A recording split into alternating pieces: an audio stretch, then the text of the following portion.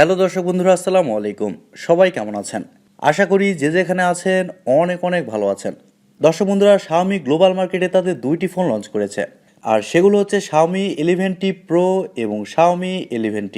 তবে এই ফোনগুলো মি ব্র্যান্ডিংয়েই আসতো যদি Xiaomi মি ব্র্যান্ডিংটা বন্ধ না করে দিত।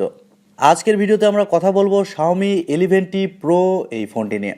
এই ফোনটির হাইলাইটেড বিষয় হচ্ছে এই ফোনে থাকছে 120 ওয়াটের একটি চার্জার, যার মাধ্যমে এই ফোনটিকে আপনি 17 মিনিটে ফুল চার্জ করতে পারবেন। আর এছাড়াও থাকছে 8K রেজুলেশনে ভিডিও শ্যুট করার অপশান। আর ফোনটিতে চিপসেট হিসেবে থাকছে Qualcomm Snapdragon 888 5G। সব কিছু মিলিয়ে এই ফোনটি কেমন হবে এবং এই ফোনটি ইন্ডিয়া এবং বাংলাদেশের বাজারে আসলে কবে আসছে, আর এর প্রাইসই বা কেমন হতে পারে, এই সবগুলো বিষয় নিয়ে আলোচনা করব আজকের এই ভিডিওতে। এবং এছাড়াও জানাবো প্রাইস পয়েন্ট অনুযায়ী এই ফোনটি আপনাদের জন্য কেমন হবে। ফোনটি কি ভ্যালু ফর মানি হবে, না এইরকম প্রাইসিংয়ে এর থেকেও কোনো বেটার অপশান থাকছে আপনাদের জন্য। পুরো ভিডিওটি অবশ্যই দেখবেন। আশা করি ফোনটি সম্পর্কে আপনারা বিস্তারিত জানতে পারবেন। আর আপনারা দেখছেন টিভি টেক টিউব, আর সবসময়ের মতো সাথে আছে আমি প্রান্ত। ভিডিওটি ভালো লাগলে অবশ্যই একটি লাইক দিতে কিন্তু ভুলে যাবেন না। চলুন শুরু করা যাক আজকের ভিডিও। প্রথমে যদি এই ফোনটির ডিজাইন এবং বিল্ড কোয়ালিটি নিয়ে কথা বলি, তাহলে এই ফোনটির ব্যাক সাইডে থাকছে গ্লাস, আর ফ্রেমে থাকছে অ্যালুমিনিয়াম। আর ব্যাক সাইডে উপরের অংশে বাম সাইডে থাকছে এই ফোনটির 3 ক্যামেরা সেটআপ এবং সঙ্গে থাকছে এলইডি ফ্ল্যাশ। আর একেবারে নিচের দিকে থাকছে Xiaomiর ব্র্যান্ডিং, সাথে 5G মেনশন থাকছে। এই ফোনটির সামনে আসলে আপনারা পেয়ে যাচ্ছেন একটি ফুল ভিউ ডিসপ্লে, যার উপরের অংশে মাঝ বরাবর কাট আউটের মাধ্যমে বসানো থাকছে সেলফি ক্যামেরাটি। আর ফোনটির ডান সাইডে থাকছে পাওয়ার বাটন এবং ভলিউম আপ ডাউন বাটন। আর পাওয়ার বাটনে থাকছে ফিঙ্গারপ্রিন্ট সেন্সর, যা খুবই ফাস্ট এবং অ্যাকুরেট বলে জানতে পেরেছি। আর ফোনটির উপরের দিকে থাকছে noise cancellation mic, air blaster এবং স্পিকার গ্রিল। তবে বাম সাইডে কিছুই থাকছে না, একেবারেই ফাঁকা রাখা হয়েছে। আর একেবারে নিচের দিকে থাকছে SIM card slot, microphone, type C slot এবং স্পিকার গ্রিল, যেখানে আপনারা শুধুমাত্র 2টি সিম কার্ডই ব্যবহার করতে পারছেন। এক্সটার্নাল কোনো মেমোরি কার্ড এই ফোনটিতে ব্যবহার করতে পারছেন না। ভালো ব্যাপার হচ্ছে এই ফোনটিতে আপনার ডুয়েল স্টেরিও স্পিকার সিস্টেম পেয়ে যাচ্ছেন, টিউন বাই হারমান কার্ডন, যার কারণে ফোনটির অডিও কোয়ালিটি মারাত্মক ভালো হবে।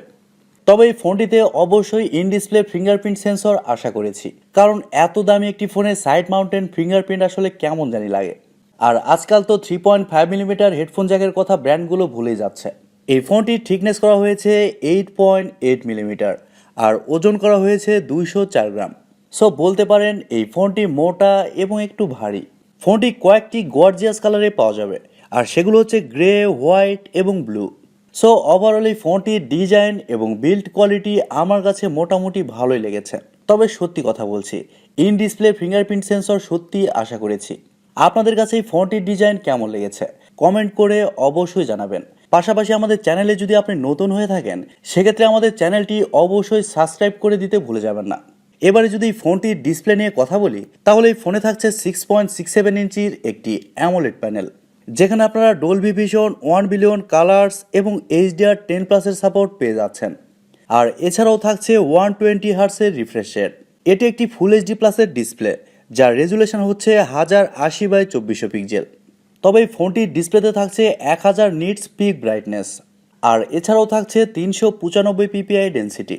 তবে ভালো ব্যাপার হচ্ছে এই ফোনটির ডিসপ্লেকে প্রোটেকশন করছে কর্নিং গরিলা গ্লাস ভেক্টাস। দর্শক বন্ধুরা, যেহেতু এই ফোনটিতে অ্যামোলেডের একটি ডিসপ্লে ব্যবহার করা হয়েছে, আর যেহেতু এখানে থাকছে 120 হার্টসের রিফ্রেশ রেট, সেহেতু এই ডিসপ্লের টাচ রেসপন্স হবে খুবই ভালো। আর এছাড়াও এই ডিসপ্লেতে যে কোনো কন্টেন্ট প্লে করলে শার্পনেসের ঘাটতি একদমই পাবেন না। এবারে কথা বলা যাক এই ফোনটির সফটওয়্যার এবং পারফরমেন্স নিয়ে। এই ফোনে থাকছে অ্যান্ড্রয়েড 11, যার ব্যাকএন্ডে থাকছে MIUI 12.5। Xiaomi বলছে Xiaomi তাদের ইউআইকে আরও ভালো করার চেষ্টা করছে। Xiaomi বলছে এই ফোনে তারা 4 বছরের সিকিউরিটি আপডেট দিবে। আর আমি প্রথমে বলেছি এই ফোনটিতে চিপসেট হিসেবে থাকছে Qualcomm Snapdragon 888 5G, যা 5 ন্যানোমিটার আর্কিটেকচারে তৈরি করা একটি Octa-core প্রসেসর। আর এছাড়াও জিপিইউ হিসেবে থাকছে Adreno 660। আর ফোনটি আপনারা 3টি ভেরিয়েন্টে পেয়ে যাবেন, 8GB র্যাম, 128GB রোম এবং 8GB র্যাম, 256GB রোম। এবং সবার শেষে থাকছে 12GB র্যাম, 256GB রোম, যার স্টোরেজ টাইপ হিসেবে থাকছে UFS 3.1। তার মানে বুঝতেই পারছেন এই ফোনটির পারফরমেন্স যথেষ্ট ভালো হবে। আর ফোনটিতে যেহেতু Qualcomm Snapdragon 888 চিপসেটটি ব্যবহার করা হয়েছে, সেহেতু এই ফোনটির গেমিং এক্সপিরিয়েন্স খুবই ভালো হবে। যে কোনো হাই লেভেলের গেমস এই ফোনটিতে আপনারা চোখ বুজে হাই সেটিংসে খেলতে পারবেন। গেমস খেলার সময় কোনো ধরনের ল্যাগ বা ফ্রেম ড্রপ পাবেন না। আর এছাড়াও মাল্টিটাস্কিং বা অন্যান্য কাজ খুবই স্মুথলি করতে পারবেন। এদিক দিয়ে কোনো রকম সমস্যা হবে না। তবে আমি আবারও বলছি, এই ফোনে আপনারা এক্সটার্নাল মেমোরি কার্ড ব্যবহার করতে পারছেন না। এটি দুঃখজনক হলেও সত্য। এবারে যদি ফোনটির ক্যামেরা নিয়ে কথা বলি, তাহলে এই ফোনটির ব্যাক সাইডে থাকছে 3 ক্যামেরা সেটআপ, যার মেইন সেন্সর হিসেবে থাকছে 108 মেগাপিক্সেলের একটি ওয়াইড সেন্সর এবং সেকেন্ডে থাকছে 8 মেগাপিক্সেলের একটি আলট্রা ওয়াইড সেন্সর।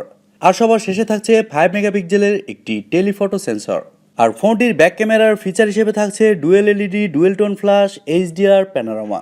তবে এই ফোনটির ব্যাক ক্যামেরা দিয়ে আপনারা সর্বোচ্চ 8K তে 30 FPS এ শ্যুট করতে পারছেন, আর 4K তে 60 FPS পর্যন্ত শ্যুট করতে পারছেন। Xiaomi 11T Pro এই ফোনটির সামনে আসলে আপনারা পেয়ে যাচ্ছেন 16 মেগাপিক্সেলের একটি ওয়াইড সেন্সর। তবে সেলফি ক্যামেরা দিয়ে আপনারা শুধুমাত্র 1080p-তে 30 FPS এ শ্যুট করতে পারছেন। তবে পার্সোনালি আমার মনে হয় সেলফি ক্যামেরাতেও 4K অপশনটা দেওয়া প্রয়োজন ছিল, কারণ এত দামি একটি ফোনে সেলফিতে আমরা 4K অপশনটা আশা করতেই পারি। আপনারা কি বলেন? তবে Xiaomi বলছে তারা এই ফোনটির ফটো কোয়ালিটি অনেক ভালো করেছে।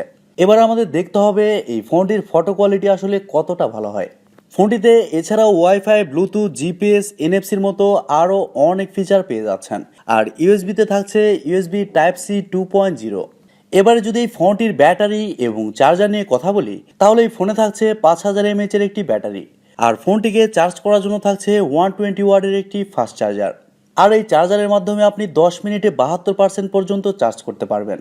আর 17 মিনিটের মধ্যে এই ফোনটিকে আপনি ফুল চার্জ করতে পারবেন, মানে 100%। ভাবা যায় টেকনোলজি দিন দিন কোথায় চলে যাচ্ছে। দর্শক বন্ধুরা, এই ফোনে যেহেতু 5000 mAh এর একটি ব্যাটারি ব্যবহার করা হয়েছে, আর ফোনটির চিপসেট যেহেতু 5 ন্যানোমিটার আর্কিটেকচারে তৈরি করা, মানে পাওয়ার এফিশিয়েন্ট, সেহেতু এই ফোনটি আপনি একদিন ইজিলি চালাতে পারবেন। এবারে কথা বলা যাক এই ফোনটির প্রাইস এবং লঞ্চিং ডেট সম্পর্কে। ইন্ডিয়ার বাজারে এই ফোনটি অক্টোবরের শেষের দিকে লঞ্চ হতে পারে। তবে ইন্ডিয়ার বাজারে এই ফোনটি যে লঞ্চ হবে এটি কিন্তু কনফার্ম। আর ইন্ডিয়ান মার্কেটে এই ফোনটির প্রাইস হতে পারে 45 থেকে 50,000 রুপির মধ্যেই। তবে বাংলাদেশের বাজারে এই ফোনটি অফিসিয়ালি লঞ্চ নাও হতে পারে, তবে আনঅফিসিয়ালি ফোনটি বাংলাদেশের বাজারে আসতে পারে। সেক্ষেত্রে এই ফোনটির প্রাইস দাঁড়াবে মোটামুটি 60 থেকে 65,000 টাকা, তবে এর কিছুটা কম বেশি হতে পারে। এবারে কথা বলা যাক ওভারঅল এই ফোনটি আপনাদের জন্য কেমন হবে। দর্শক বন্ধুরা, প্রথমত এই ফোনটিতে ভালো মানের একটি চিপসেট দেওয়া হয়েছে, আবার ডিসপ্লে কোয়ালিটিও এখানে ভালো দেওয়া হয়েছে, ক্যামেরাও ঠিকঠাক। কিন্তু এই ফোনটির দুইটি ছোট্ট জিনিস আমার খারাপ লেগেছে।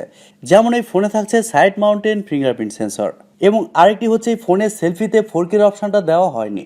এই দুইটি বিষয় একটু বেশি খারাপ লেগেছে। তাছাড়া এই ফোনটি সব কিছু কিন্তু ঠিকই আছে, পারফরমেন্স, ব্যাটারি, ডিসপ্লে অল দিক থেকে খুবই ভালো। সো ওভারঅল সব কিছু মিলে আমার মনে হয় আপনারা যদি এরকম বাজেটে ফোন নিতে চান, অবশ্যই ফোনটি আপনারা চুজ করতে পারেন। আর এছাড়াও আপনারা স্যামসাংয়ের ফোনও কিন্তু দেখতে পারেন। সো দর্শক বন্ধুরা, এই ছিল আজকের ভিডিওটি আপনাদের কাছে কেমন লেগেছে কমেন্ট করে অবশ্যই জানাবেন।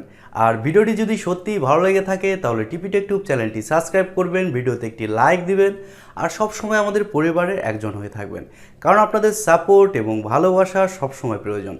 সো সবাই অনেক অনেক ভালো থাকবেন এবং নিরাপদে থাকবেন। আজকের মতো এ পর্যন্তই, দেখা হবে পরবর্তী ভিডিওতে। খোদা হাফেজ।